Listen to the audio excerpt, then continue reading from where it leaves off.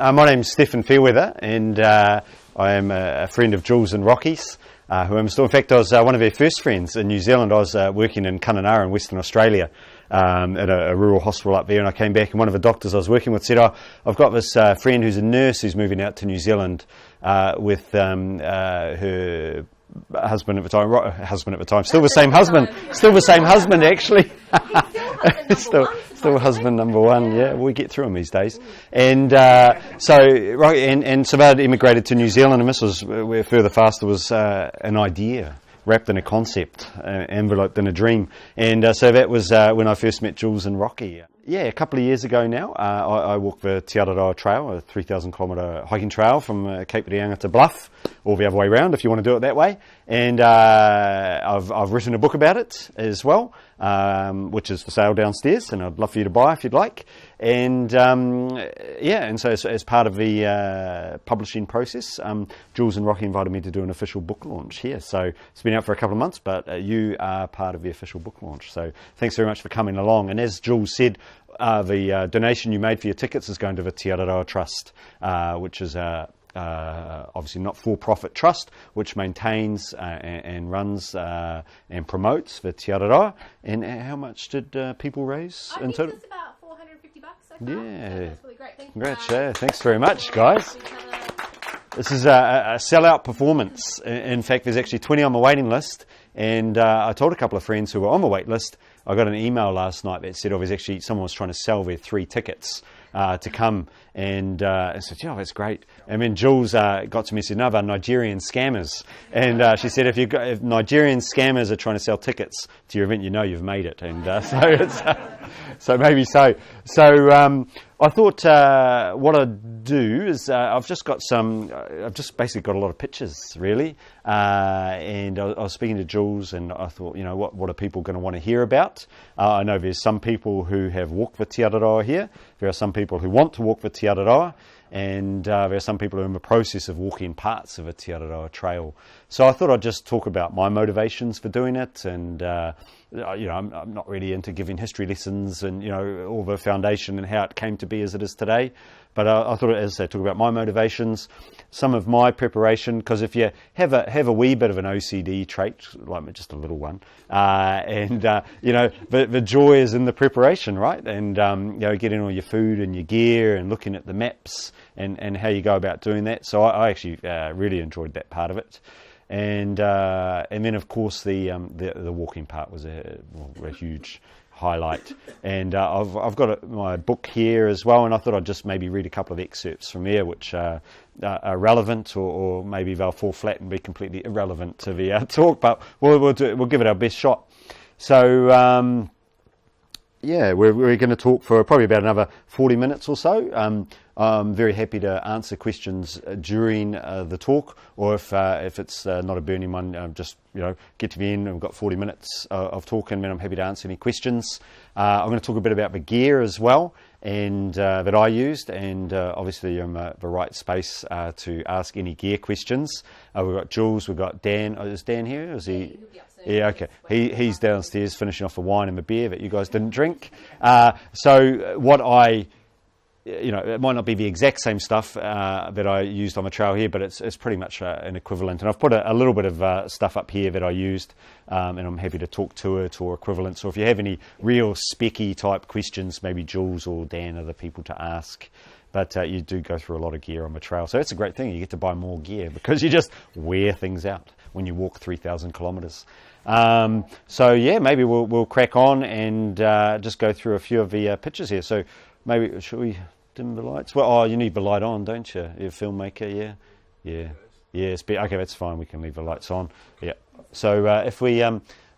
this is the guidebook that inspired me. So this is actually put out every year, and Jeff Chappell, the guy who published this guidebook, this is from 2011, and it's the official Te Araroa guidebook. So the idea of a walking trail the length of New Zealand actually dates back, I think, to the mid-1970s. But Jeff was one of these guys with big vision, and with the help of a lot of other people, the trail was officially opened in 2011, and it's maintained by the Te Araroa Trust.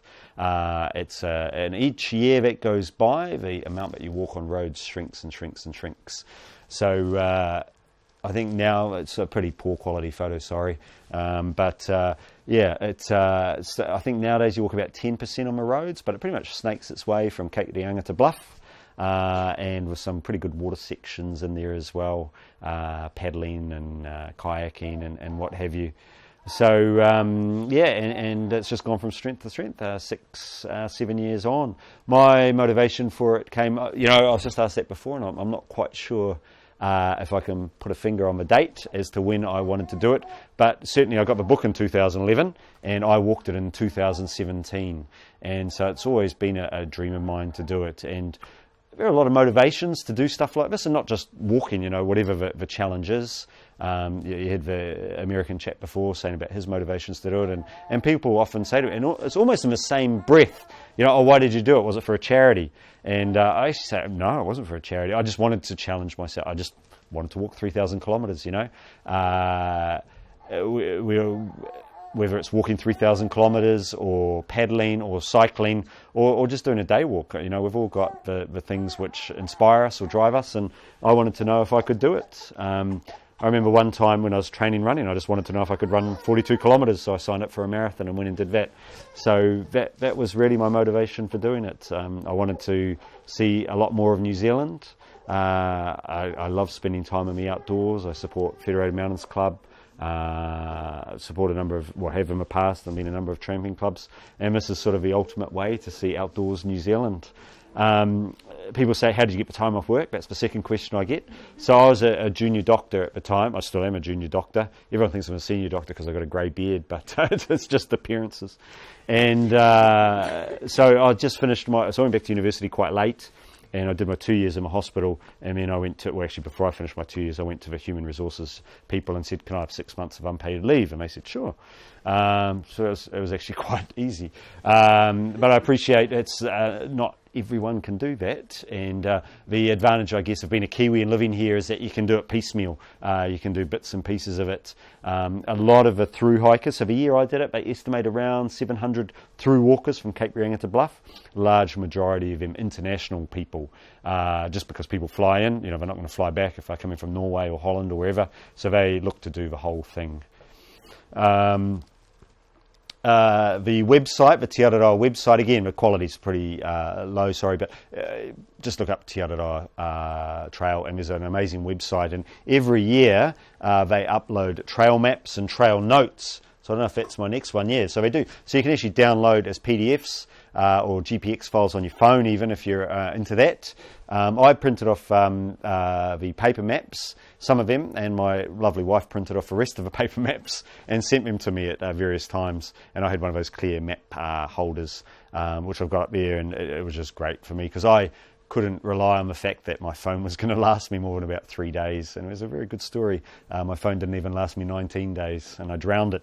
But so every year that's updated, and then you're away laughing. Another inspiration for me to do it was this book by Mark Watson, who's a Littleton-based photographer and writer. I think he is an ex-editor of a New Zealand Climber magazine, and this is one of his books. But it's a photographic essay, and he started in January, finished in July, so he got all 4 seasons. And I actually caught up with him and had a coffee before I started. I'm going to do it to May, start in February, finish in May. Do you think that'll be okay? And he said it'll be fine.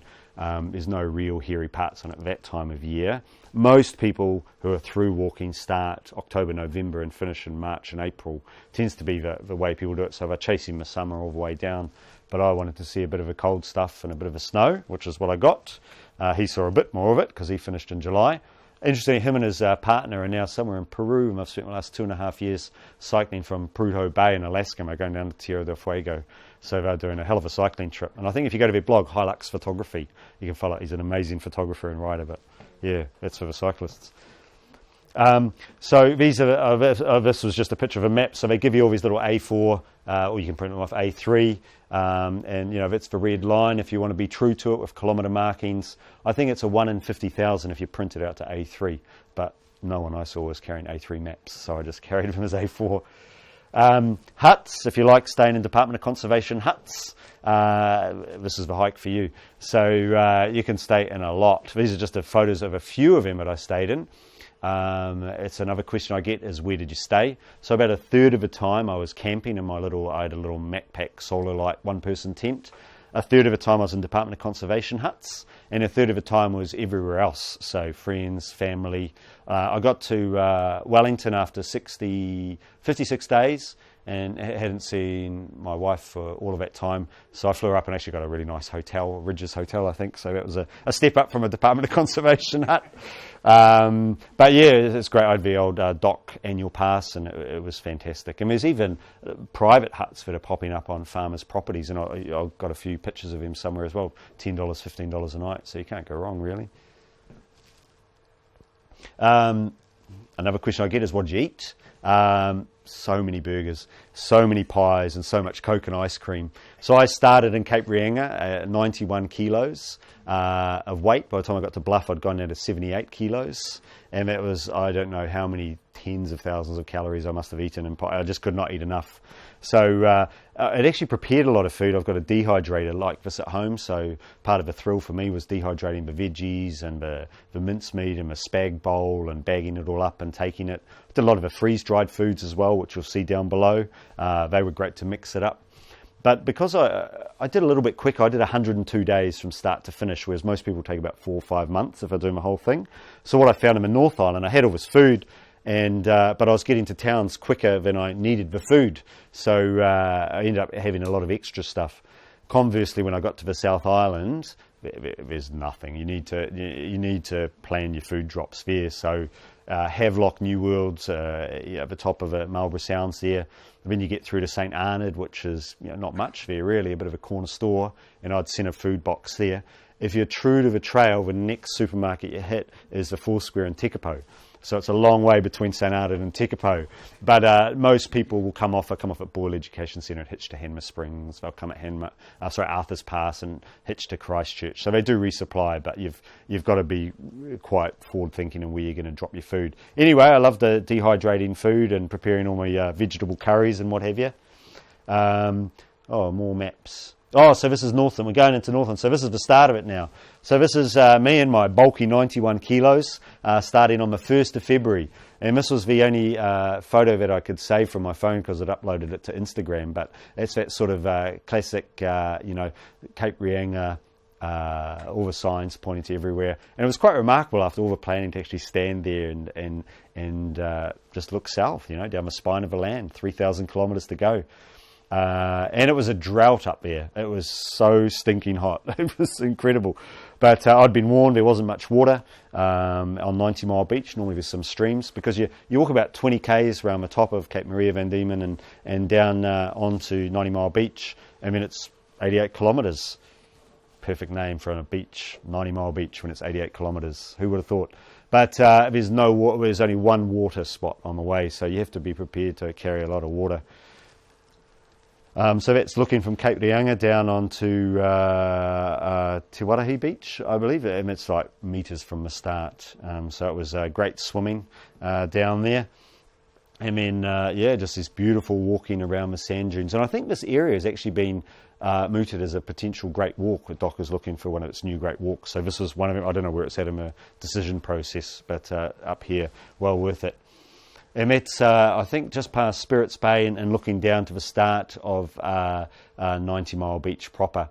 So this is tends to make or break a lot of people. You're sort of 3 days into it, and all of a sudden you've got 88 kilometres, not 90 miles, on rock hard sand. But I loved it. It was a beautiful walk down there. I got really good at. I had my hiking poles. I carried 2 poles, so I'm a convert. I never used to have them. Probably didn't need them on the beach, but I got really good at trying to stab the pippy shells just because I had nothing else to do when I was walking for 3 days. So, but the weather cleared up and it was fantastic down there. What did you wear on the beach? I wore my lightweight hiking. So I had Salomon lightweight hikers, but I mean, for me, I just got them because of the ankle supports, and I had people who wore sandals down the beach. I heard of people wearing sandals down the beach. Sort of get blisters on them. Yeah, a lot of that's what. So long. Yeah, exactly. I didn't get blisters. I had very sore feet because on day 2, I got a bit keen on day 2, and I walked 50 kilometres on the second day. So I was quite sore after that, but no blisters. But yeah, no. Yeah, they're fine with it. I mean, there's some forestry land for further you get down behind, and they don't want you camping in there.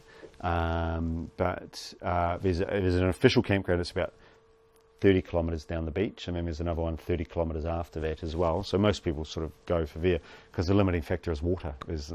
Aside from those two campgrounds, there's no water anywhere. Yes, yeah, that's right. Yeah, I know, it was one before that, the Bluff. There's a campground there, and then Utia Holiday Park, which was 30 k's before Ahipara there. Yeah. Yeah, no, it was all hard sand. Yeah, the tide didn't come up high enough for me to have to walk in soft sand at all. The tide came up at one point, and all the buses couldn't go around the bluff. So, but even there, it was fine walking. Never groaning, sort of leg bagging, sort of sand. Back to the camping. Yeah. Is it obvious where you're not allowed to? So the trail notes are really good at saying that. Yeah, I mean, there's nothing on there that said. If you hadn't read the trail notes, you might just think, I can go behind the dunes and camp there, and no doubt people do. Probably not when I was doing it, because, as I say, there's just no water, but I think there's nothing stopping you camping on the beach itself. But people, just for the sake of having a toilet and having water, aim for the campgrounds. So after Ahipara, there are the three big kauri forests of Northland, the Herekino, the Ratia forest and the Puketi forest. Now all that's changed recently with kauri dieback disease, and I've actually got a friend who's just walking, he's somewhere in Arthur's Pass as we speak, but he couldn't walk this. I think they'd closed the Herekino forest and one of the other ones as well. But it's a shame, if it's going to save kauri, that's great. But these are a real highlight for me because, down here we just don't see the kauri forests, do we? The southern limit of a natural kauri is in Kawhia, which is just almost due west of Hamilton in the North Island. So, yeah, I mean, it was all up there to see them. But had a great time. So this is some of the kauri trees that you see walking through. I mean, absolutely. Has anyone been up Northland and seen the kauri forests? Yeah, I mean, it's worth it, even if you're taking time off the trail. So this is going through the third of the forests. This is actually the Waipapa River here, and I'd come down this stream here. So actually walking in the stream, and it was just this beautiful, lush green Northland forests, and there are trout swimming around here. I've got a very good friend who would have been very excited about these trout, but he wasn't there with me. I did a hike with him last year, and he's pointing out all the trout to me. Couldn't quite get as fired up as he could, but so this is only a day's walk from Kerikeri. So I mean, this is the beauty of it. I mean, one of the appeals to me was being outside all the time. So much of, I find, our lives are inside. Some of us are fortunate to have jobs outside. To the man who spends all his days, or woman, gardening or mixing cement, they might not think it's so great to be outside all day long. But for me, to be on holiday and walking outside and seeing the sunrises and the sunsets and experiencing the weather when normally you're sheltered, I mean, it was challenging at times, but it's also, an inherent beauty in that as well, which we don't normally experience. So that was, as I say, we went to Kerikeri and Rainbow Falls, just outside of Kerikeri. It was still in the high 20s, low 30s, so it was great swimming. And then down to Kerikeri and beyond. So this is just south of Pai here, which is opposite Russell. And the other thing I took was one of these. So I had a pack raft. So this is the Waikari Inlet, which I'm just about to paddle down, and it's a 13-kilometre inlet which goes down to the back of the Russell Forest at the back. And most people will, if you've got 5 of you, charter a boat and it runs you down there. Some people hire sea kayaks and they'll paddle down there. Some people pay $1 for a car ferry that takes you across there and they walk 24 kilometres around. But I carried a pack raft because I wanted to paddle some of these northern estuaries and ultimately the Wanganui River in my pack raft as well. But most people don't carry a pack raft, and all up, I didn't have the spray deck like this, but I had like the paddles over there, but my one broke into 4 pieces, and the raft, and all up, the kit weighs about 3 kilos, and it folds up to like a 2-person tent, and they're fantastic. So I would be speaking to Dan or Jules if you like pack rafting and getting out there and having some fun. My friend who likes trout, the guy I walked with last year, we did a 10-day walk across the South Island and started in Kumara and finished in Christchurch, and we took pack rafts and we walked down from Cave Stream down Broken River, and we pack raft Broken River and right down the Waimakariri, carrying those as well. To be fair, they were driven for us. Sorry? Oh, so there's like a bellows. Yeah, so at the back there's a screw valve, and it's like a big garbage bag. We open at one end, you just roll it up, and yeah, it just inflates really quickly. How far did you carry your So I carried this one from Cape Reinga, and then I got as far just south of Whangarei, and I thought, I'm a bit over carrying this. So I sent it to National Park in the Central North Island and picked it up there, and then walked through to Whakahoro, the start of a Wanganui River journey, and then paddled, and then carried it to Wanganui, and then my uncle drove it down to Wellington, and my lovely wife took it back on a plane to Christchurch, because I didn't need it after that. Yeah, look, with the raft and all, because when I started from Cape Reinga, I had all this food because I didn't realise how fast I was going to be going. It was probably 16, 17 kilos at that point. Yeah, that's right. So it felt heavy, maybe 18 or more. But when I got rid of it, just south of Whangarei, I felt like I was flying. Yeah, but it was only 3 kilos, but it made a difference. Yeah, but most people don't carry them. Just something a bit different.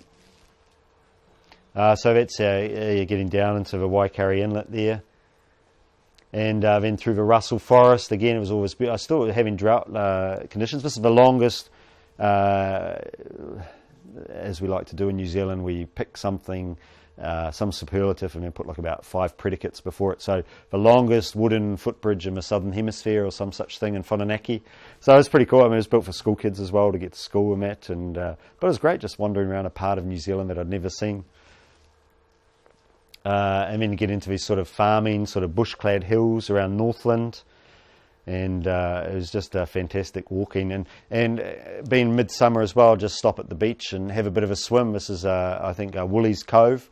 So getting down towards Puhoi, just a little bit north of Puhoi, and Warkworth and that area. Still a little ways to go. More kauri trees. I always get it wrong. Nunuru, another place in Northland where I blew up the pack raft. And it was only a 5-minute paddle across the harbour. There's actually a guy who comes across for $10 and he'll pick you up, and he's got the campground as well. So you just pay him the princely sum of $25, I think, and you get a lift across the inlet, and there's a place to camp as well. And he lets you have silver beet from a garden and eggs from a chicken. So this is getting down to the end of the Northland section, actually. So this is Bream's Head, down south of Whangarei. I was walking down the beach. And I think the next one's a view looking back down where I walked from, sort of down here. I mean, I was keen to paddle over the entrance to Whangarei Harbour, but I sort of looked there and I thought, I think my mum would be quite worried if I did this. So there's these big oil tankers going in and out. So again, there's a guy for $10 who zips you across in his boat from a log recovery program. So some people talk to fishermen and boaties and get a trip across, but for the most part, it's all set up. There's never a point where I'm like, oh shit, what am I going to do now? I don't know how to get across. So now down into the Auckland area. Now I am missing some photos. I was going to read you a bit from my book to sort of describe my experience here. So I walked out and I stayed with an old university friend in Orewa, and I wanted to walk to North Shore, which is it was about 50k away, and you have to cross the Okura Estuary, which is there, and there are very good instructions on how to do it, which I failed miserably at. So this is day 19, Orewa to Devonport. I left Rachel's house at 4:30 a.m, walking the 12 kilometres to Doc's Okura Bush walkway in complete darkness. The country roads were quiet, the sky clear. It was a beautiful morning when I reached Okura Bush, with yachts of all shapes and sizes moored in the channels off the Stillwater Boating Club, illuminated from the east against the bush-clad hills by the rising sun. I skirted around the edge of a park to the north side of the Okura Estuary, passing Dakara Cottage and expansive tidal flats. The trail notes had described a good crossing point near the mouth of the estuary in order to get to the south side and Long Bay Regional Park. However, when I went to check the notes, I found I didn't have the Auckland section on my phone. Standing in the middle of the mud flats, I downloaded them and confirmed the crossing point was at the fourth white pole from the estuary mouth. I popped the phone in my shirt breast pocket, it was this shirt actually, and took off my shoes and socks. No point in getting wet shoes for a 2-minute river crossing, I thought. I was completely alone at this hour of the morning, so I also took off my shorts, not wanting to wear wet shorts that would aggravate my still tender chafing. That was in an earlier chapter. The river was described as being hip deep at its deepest crossing point, and I still had 25 kilometres to walk on the other side. A long way to walk with wet shoes and shorts. So, naked from the waist down, I made my way to the edge of the estuary. A row of alternating yellow and white poles trailed back from the mouth. Now I was confused. Was it the fourth white pole I crossed at, or the fourth pole irrespective of colour? I chose the fourth white pole and struck out across the estuary. The water started at my ankles, rose to knee height, then hip height and chest height. When it got to my neck, two things dawned on me simultaneously. I was obviously trying to cross in the wrong place, and less than 3 minutes ago I just put my phone in my shirt pocket, which was now 15 centimetres below the waterline. Cursing furiously, I retreated to the shore and pulled my phone out of its wet case to find it was well and truly dead. I tried a further 3 crossing points, each time having to turn back as the water approached my chin, and never once thinking to walk out towards the estuary mouth rather than further upstream along the channel. This was turning into a spectacular failure. By the 5th crossing point, as I was standing on tiptoes and the opposite shore seemed to call me, it was only 5 metres away.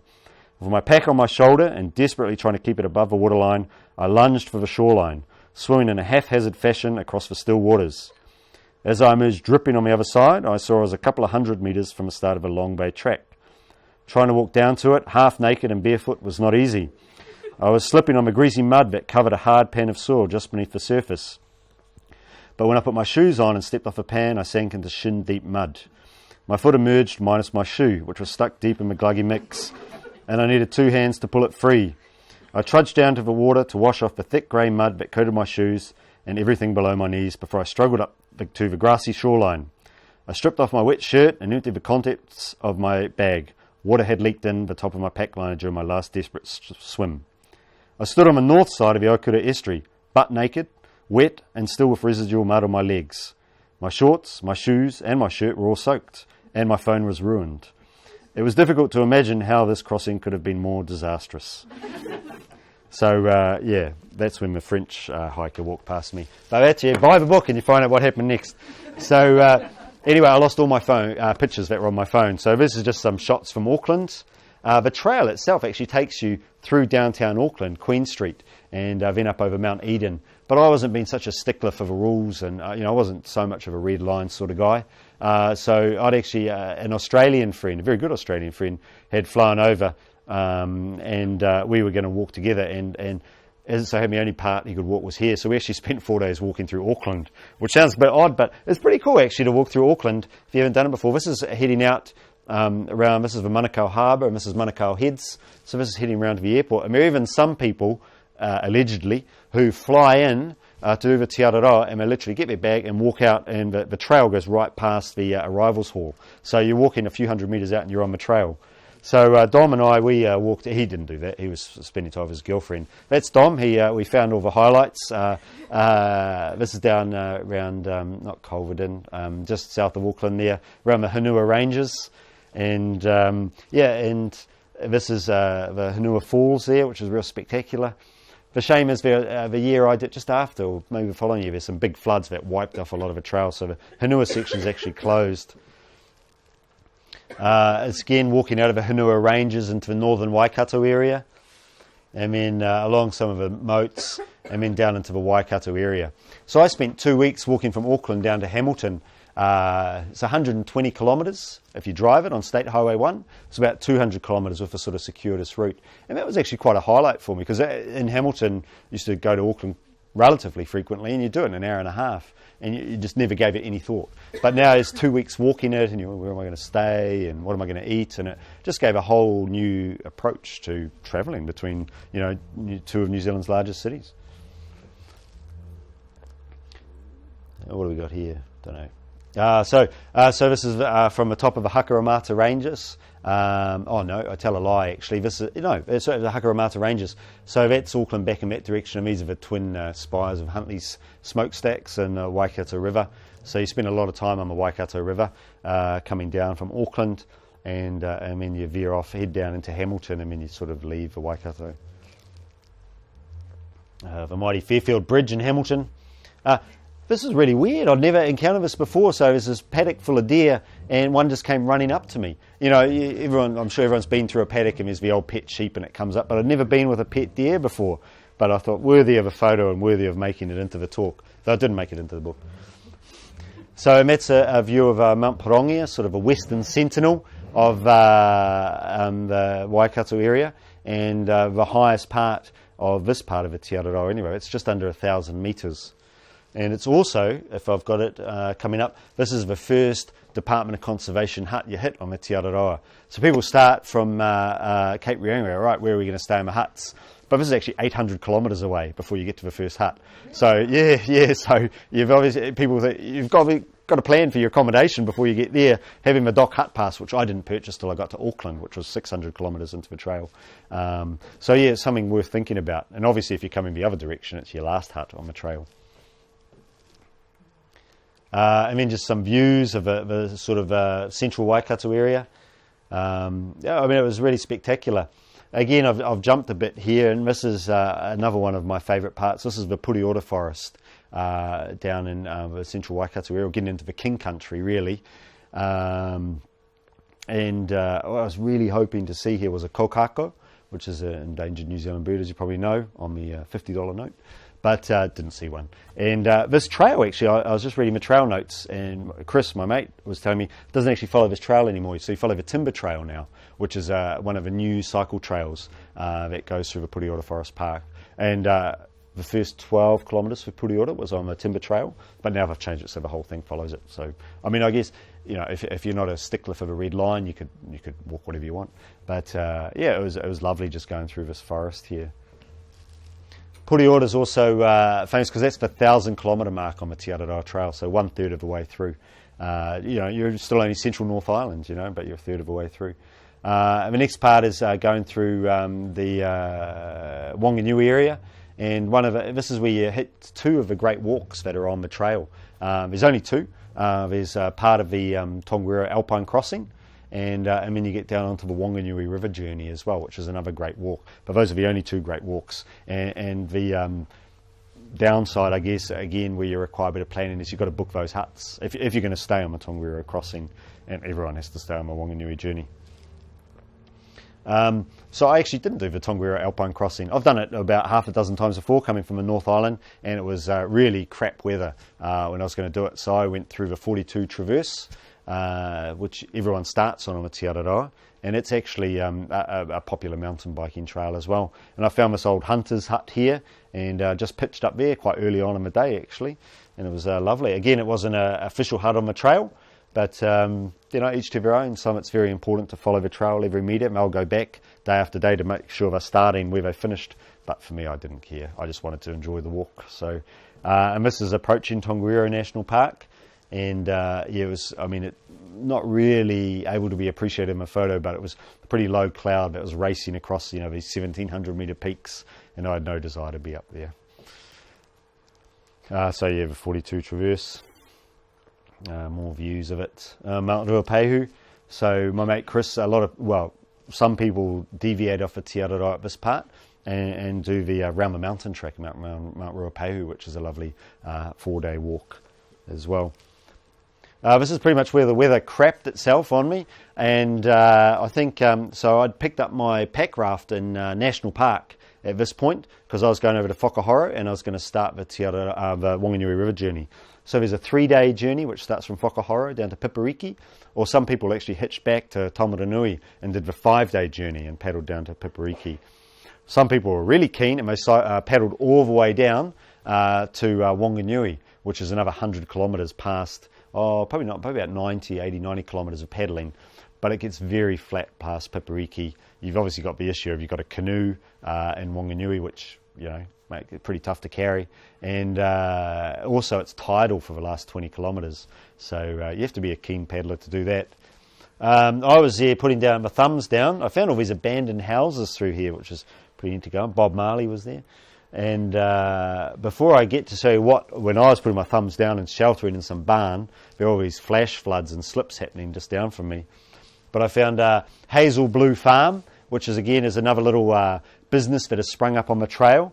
This woman here owned a Hazel Blue Farm because she grew hazelnuts and blueberries. Hazel Blue Farm. She also shot rabbits. And I don't know if I've got the couple there. I do have them. So this couple were on their honeymoon. No, it wasn't their honeymoon. It was their 15th wedding anniversary. And they got this luxury weekend booked in the Blue Duck Lodge, which is down in Whakahoro. But where they were staying was just up from the lodge, and the rain had wiped out all the road in between it.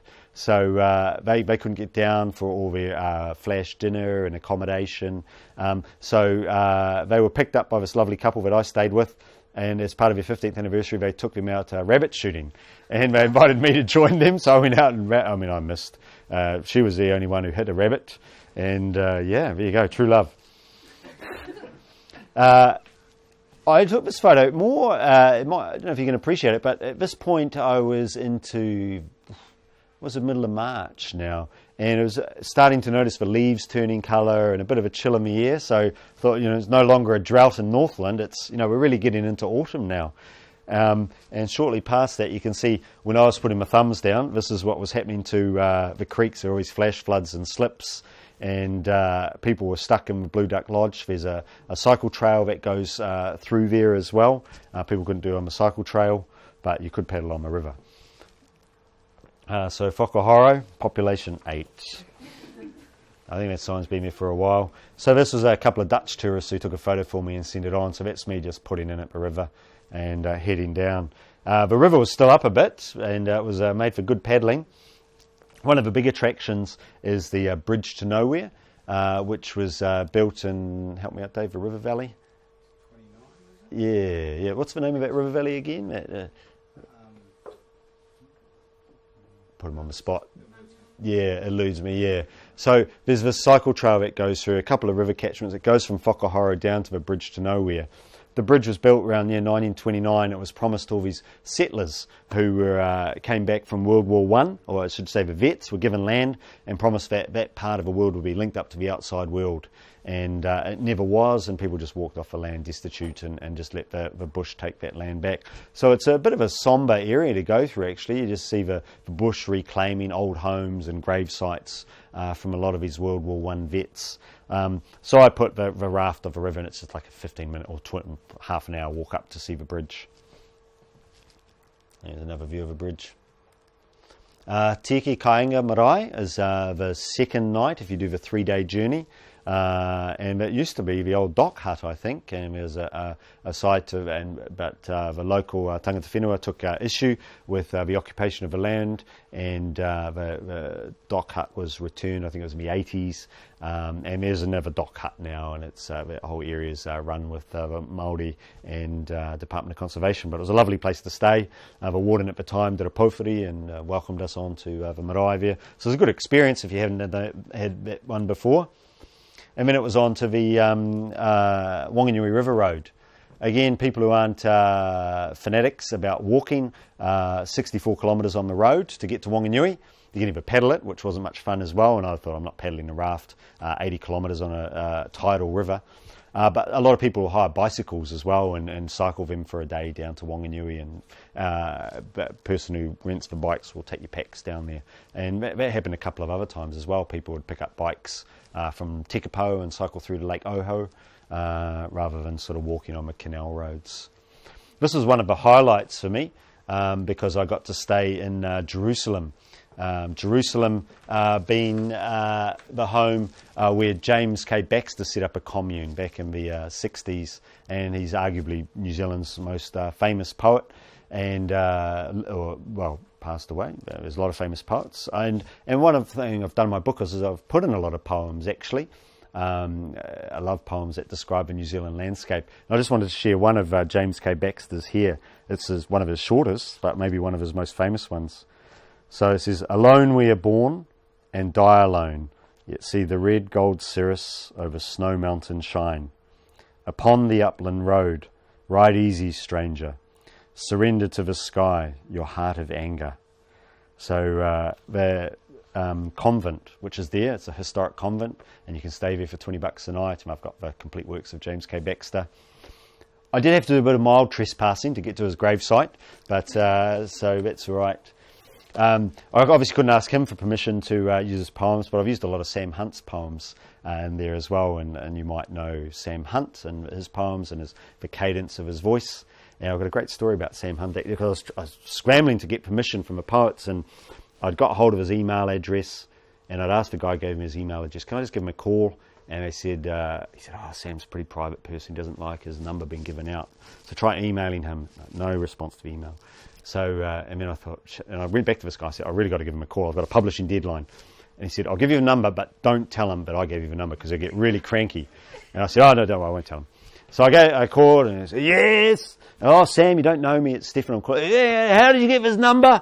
And I said, oh, look, to be honest, Sam, I was at an author's meet. I'm calling myself an author. And in Christchurch, and I was just, it was a lot of people there, and someone gave me your number. And I don't remember who it was. Oh, I'm not happy about that. And I'm like, I'm terribly sorry, Sam. Anyway, I explained my story. And I said, I've sent you an email and I want to use your poems in my book. I've got about half a dozen of them in there. He says, well, I'll go back, I'll read that email. And he says, but you tell that guy in Christchurch who gave you my phone number, he's a fucking chinwag. And I said, oh, I'll pass it on, Sam. Anyway, he let me use his poems. So last sort of views of a Wanganui.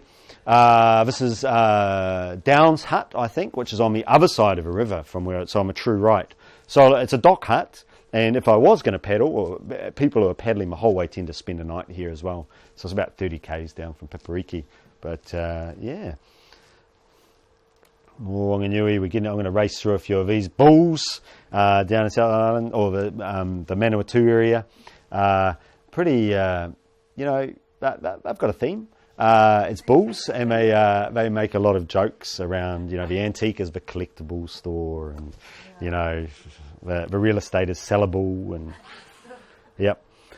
Skipping again and into the Tararoa Ranges. So again, this is a real highlight for me as well, because I haven't done a lot of hiking in the Tararoas, and that's where tramping in New Zealand really started. I don't have a lot of photos either, because it was all like that. It was all white and windy and a bit rainy as well, which I think is pretty classic sort of Tararoa weather. But it was really exciting times. And I got up there and actually in the Goblin Forest. So you got to this forest at around 900 metres, which is stunted and has moss hanging off it. And it feels like you're in a Hans Christian Andersen tale. It's really quite eerie to be in and beautiful.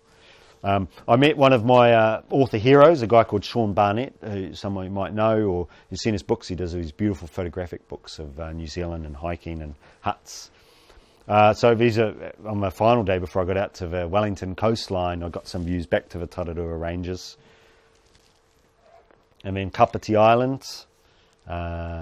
And then this is the Paikokariki Escarpment Walkway. So it's a 12-kilometre walkway that was opened up in conjunction with the Department of Conservation. And the Te Araroa Trust goes from Paikokariki to Pukurua Bay. And it's beautiful. I mean, I did it when it first opened, just as a day walk with my family and Kate, and it was lovely. And the thing is, it starts and finishes at a train station, so you can just, people from Wellington just go and do it as a day walk. Basically, I finished the walk in Wellington. It was 56 days to do 1,700 kilometres down to Wellington. Had a few days there, and then took the ferry over to Picton. And from Picton, the walk actually starts back. You have to take another boat and go back up to Ships Cove, which is the start of the Queen Charlotte walk. And then you're walking down the Queen Charlotte track. It's about 70 kilometres, then through to Havelock. And then you've got quite an arduous 9-day walk if you do the whole thing through the Richmond Ranges, which pops you out in St Arnaud, and that's where that photo is, in St Arnaud. But I had a bit of in Havelock I stayed in the schoolhouse backpackers, which is actually where Sir Rutherford went to school.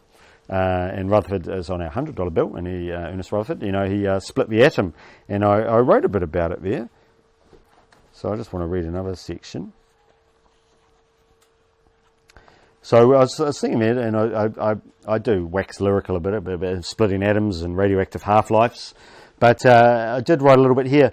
This is what I was coming to love about the Te Araroa, the journey through sometimes the smallest places in New Zealand, where I was getting windows into the lives and histories of some of the country's most famous achievers, such as Ernest Rutherford, James K. Baxter, Te Rauparaha, and Te Huhu Tukanova IV, the Māori chief who gave the Tongariro National Park to the people of New Zealand. The country I loved was unfolding before my eyes to reveal even more of itself. Scenic vistas, forests, rivers, roads that up until now I hadn't travelled, historical figures, and the day in, day out of ordinary folk just like me, living their everyday lives. Scattered along the length of the country, my walk south down the TA was like the classic high school biology project, the transect line, a thin line usually marked with string over a small ecological zone, such as a rocky beach or a swamp, with all the life found on that line observed and measured. I was settling for the observing rather than the measuring part of my real-time transect line experiment, fortunate enough to occasionally intersect with people or aspects of the land that were fascinating for so many reasons. We can't all be Baxters or Rutherfords, and not everywhere in the country is going to have the grandeur of the Southern Alps or the volcanoes of Tongariro National Park. And it's not necessarily about being famous or frequently photographed. Sometimes a simple existence in this beautiful world is reason enough to be happy. And there are a lot of moments like that on this walk. So heading through the Richmond Range, which I think is probably one of the most underrated hiking areas in New Zealand. I'd never realised there are always huts 4 hours walk apart. This is Porter's Hut down there among the Red Hills. And then I got into St Arnaud, and this was where the back part of Cyclone Cook came through. So this is the pre-rain before Cyclone Cook. So this is the flooded Travers River, a part of a Travers Sabine circuit. And so I popped up to Upper Travers Saddle Hut, and then I went across to Blue Lake Hut. And Kate was actually walking in from the St James Walkway from the other way to meet me. For those who are familiar with the area, the walk goes over Waiau Pass and down to St James. So from Blue Lake Hut to St James, or to Boyle Flat Hut, was about 57 kilometres, and I'd planned to do that over 2 or 3 days. I had a plan A, a plan B and a plan C in case I was held up by weather. And it looked like it was going to be plan C because I was actually held up for 3 nights in this hut because of what was left of Cyclone Cook. And I thought, I'm not going to see Kate. She knows plan C was to walk out if she didn't see me on this night. But actually the weather on D-Day, day 4, dawned bright and sunny. And so I thought, well, we'll give it a crack. And so I actually walked 57 kilometres that day and over Waiau Pass. It was a long day, let's be honest. It was 14 and a half hours going over Waiau Pass. That's Lake Constance in the background, and this was one of my highlights, not walking 57 kilometres, but Waiau Pass was absolutely spectacular. It was views from the top, and then heading down into the Waiau River and the valley there, and then reunited with Kate at Boyle. This is the next morning. What you can't see there, and I won't show you because it would be a bit immodest of me, but I was trying to get there in the dusk, and I thought, I'm actually feeling pretty good, and I started jogging with hiking poles in my pack, and only a couple of hours to go, and I tripped, and which is fine if you're not holding hiking poles, but as I say, and I put my right hiking pole right into my thigh, and I've got pretty solid metal ends, so I sort of sat there and a hole about that big in my thigh, and filled with all sorts of debris from the forest floor. And I thought, I'm a pretty inexperienced junior doctor, but if I saw that in a hospital, I'd probably be stitching that up. But there I was on the side of the St James Trail, and I couldn't stitch it up. So I just gave it a bit of a washout with some water and carried on. But it was a night of tragedy for many species, I mean, myself included, because I came through just before Boyle Flat Hut in the dark and turned to a punga tree, and there was a possum right there just looking at me.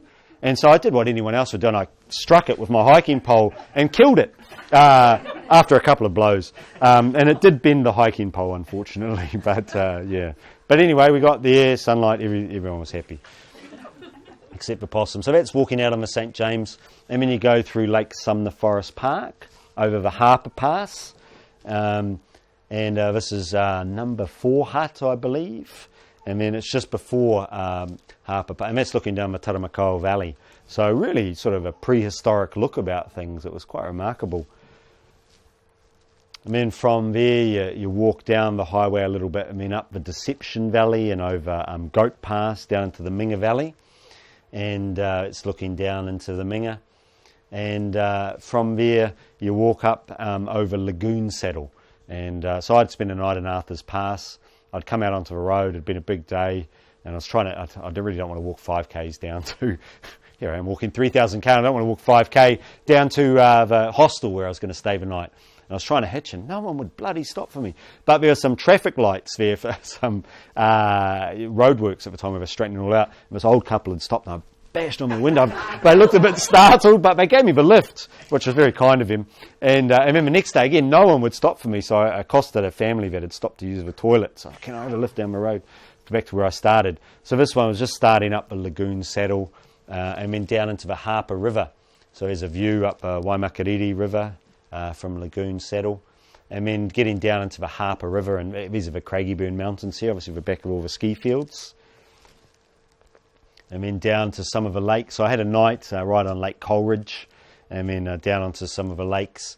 And then you get to Lake Coleridge and you've got the Rakaia River, which you can't actually cross on foot. Some people do, but it's not recommended. It's not part of a trail. So you somehow got to get from Lake Coleridge around to the other side of the river. That's where it's helpful to have a helpful person, such as Kate. Can't lend her out. I don't know if she'll do it again, but she did pick me up. And we drove around and we stayed in a friend's. This is a little musterous hut, which you get for $80 a night or something, and on a friend's farm in Windwhistle. And so we had there, and then she dropped around at Glenfalloch Station, I think it is. And then it's a 2 or 3 day hike through to the Rangitata River. And you're going through the back here. There's Coman's Hut, and you go up one of the branches of the Ashburton River. This is Clent's Hill Saddle. So it's around 1,500 metres, I think, or 1,400 metres. The guy who set up these seats, it's an amazing setting, he did that, but he didn't tell anyone he was doing it, and he disappeared, and his friends actually activated a search and rescue mission for him. So they're out looking for him while he was building 2 seats. He was okay. It was really getting into winter now, so this is the Arrowsmith Ranges now, and Lake Emily. So a bit of frost on the Te Araroa Trail. This is all in the Hakatiri Conservation Area behind Mount Somers. And this is just above Lake Clearwater and looking to the Rangitata River and the Two Thumb Range. So again, the TA trustees don't cross the Rangitata River, but a lot of people will cross it at low flow. Just it is wide, and you're about 3 or 5 kilometres. I think you've got to cross a lot of braids. That's why they don't do it. But again, Trusty Kate came to the rescue, and we had a night in Geraldine. That's where I worked out I'd lost 6 kilograms in the last 4 weeks, and then I started on my next stage. I've got to be honest, I was starting to get a bit trail weary here. A lot of the terrain I'd covered before in the North Island had all been new, ironically coming from the North Island, but a lot of it had been new. Whereas in the South Island, like the Two Thumb Range, which was where I am now, I'd done before. I'd done a lot of my Nelson Lakes and Arthur's Pass area. So I was enjoying it, but I was like, pretty keen to get back and put 13 kilograms of weight back on. This is Stag Saddle, highest point on the Te Araroa, so that's looking down to Lake Tekapo. And I did this amazing ridge walk down to Camp Stream Hut with beautiful views to Mount Cook. I struck this amazing day for it. And then Camp Stream Hut, which is a historic hut. It's over 100 years old, and it's at the back of Round Hill Ski Field, the old Kiwi traffic jam. Now, I've skipped a bit here. I'm going to read you one more bit, and I'm going to race through to the end just so we've got time for questions. So this is the bit where, if I go back from here, a lot of people will hire bicycles and go through to cycle the 60 or 70 kilometres on the canal roads. So people say, were you ever in danger on the Te Araroa? And this is my answer. So this is day 87, Tekapo to Lake Middleton campground, which is actually about 70 or 80 kilometres, and I certainly didn't walk that in a day. I decided to try walking to Twizel. I don't know why. In retrospect, it wasn't the smartest of decisions, if only for the late hour that I got started from Tekapo. But I was still optimistically planning to walk for 54 kilometres to Twizel in one day. I'd woken unsettled by yesterday's decision to hitch today. Sure, I'd hitch 2 short rides at the top of the South Island, but were my reasons for hitching the next part truly justified? Despite all my reasoning and rationalisation the day before, I was now conflicted with a misplaced sense of self-imposed guilt. So I struck out down the canal roads from Tekapo, determined to walk for 12 hours to Twizel. The day was beautiful and calm to start with, though I was sheltered by forested hills during the first stretch of the walk. As the hills flattened out, the wind started picking up at my back, increasing with such force that strong gusts were sending me tumbling forwards. A cyclist who had passed me earlier came back past. "The wind is too strong for me," he muttered, veering sharply on the road as a gust caught him side on. The road turned 90 degrees, so I was now at right angles to the wind and no longer protected by the hills. That's when things started getting interesting. The wind had developed into a gale. I couldn't stand upright and almost got blown off the road down the steep bank to my left. I was getting drenched by the spray being blown off the canal. At one point, a vicious gust tore my sunglasses off my face and sent me flying out into the great beyond. No chance of retrieving those, I thought grimly. But for now, I had bigger fish to fry than a lost pair of cheap sunglasses. I was concerned for my safety. This gale was so strong that it hampered my ability to walk forward in a straight line. The highway 5 kilometres in front of me seemed to take an age to get closer, and as I approached it, I saw the distinctive markings of a police car at the site where a caravan had been blown clean off a highway. By now, I had abandoned all hope of walking to Twizel and was only concerned with getting to the highway and hitching a ride. Such was the force of the gale that I couldn't stand unsupported at the edge of State Highway 8. I pressed myself against the guardrail and kept my pack on for extra weight. It seemed that every second vehicle was a high-sided truck, and I nervously watched them go past, wobbling in the wind and half expecting to get flattened when they turned over in a strong gust. So yeah, that was the scariest part of the TA, was the winds. Anyway, the next day from Lake Middleton campground near Lake Oho ski field, I walked over into the Ahuriri River, and this is views from the saddle of the East Ahuriri, and then down to the Hawea Conservation Park, which is a new part of the country for me. I'd never been there before. It's up over Martha Saddle, 1,600 metres, but it was a bulldoze track. And then down into, that's me on the saddle, and looking down into Timaru Creek and Top Timaru Creek Hut. So I actually had 2 nights there because you can see the snow on the hills. It actually snowed and rained the next day, and that was the first snow I'd had on the trail, so had a night there. But it made for beautiful hiking the next day. This is one of the old historic musterers' huts, and then looking up over into Aspiring National Park, and that's Lake Hawea down there. It might be Lake Wanaka. Lake Hawea, I think. And then this is walking along into Breast Hill. But yeah, it was real stunning stuff and a real highlight. And this was sort of, I felt vindicated in my decision to do it so late in the season. Views back into the real Graham Sydney country with its ranges and snow. Looking down to Lake Hawea from Breast Hill, and this is a view into Aspiring National Park. So yeah, I think one of the best shots in terms of views. You had a bone rattling sort of 1,600 metre descent the next day, and then I got down into Wanaka, or this is Hawea I should say. And the next day it absolutely poured rain, and it was going to do that for 3 days. I thought, don't want to walk for 3 days in the rain on the Mototapu track, which I've walked before. I mean, Kate and I actually walked that same year. So I actually took the cheats way, and I took a bus round to Queenstown because I thought I'm running a bit short of time, and I've walked this part, and I want to enjoy myself. I don't want to walk for 3 days in the rain on a track I've already done. But I thoroughly recommend the Mototapu track for those who haven't done it. It's a real highlight. So I was on my home stretch. I was in Queenstown, and you hitch or bus by hook or by crook to get to the Greenstone Trail, and then you got 350 kilometres to get to Bluff. And it was really starting to hit home now. I'm like, it's going to be over in about 10 days. Some people will take time out and go to Te Araroa and head out to Milford Sound, but I'd Bluff in my sights and my crosshairs. So I went through his Greenstone Hut, the mountain spectacular, all through there, and then getting down. This is Carrie's Hut, and this is North Mavora Lake. You got a bit of four-wheel drive road walking, and then around the trails, around the South Mavora Lake. And then you can walk very challenging next to the Marora River, but I walked on the gravel road, and that's looking to where I was going, the Takatimu Mountains. Again, guarded by a lot of farmland, so access is quite difficult, but again, somewhere I hadn't been. So Northland and Southland were probably the 2 highlights for me, just areas I hadn't been walking before. Where's the access is difficult? There's only a few access points. It's not a national park, so you've... the trail is... Yeah, there's lots of... Yeah, the trail's very distinct, but it's just there's not a lot of ways to get into it without driving through a lot of gravel roads. So this is, well, not this hut, but where you enter it is only 5 kilometres off the main road to get to it. And then some, lovely early morning views as I left for Takatimu's.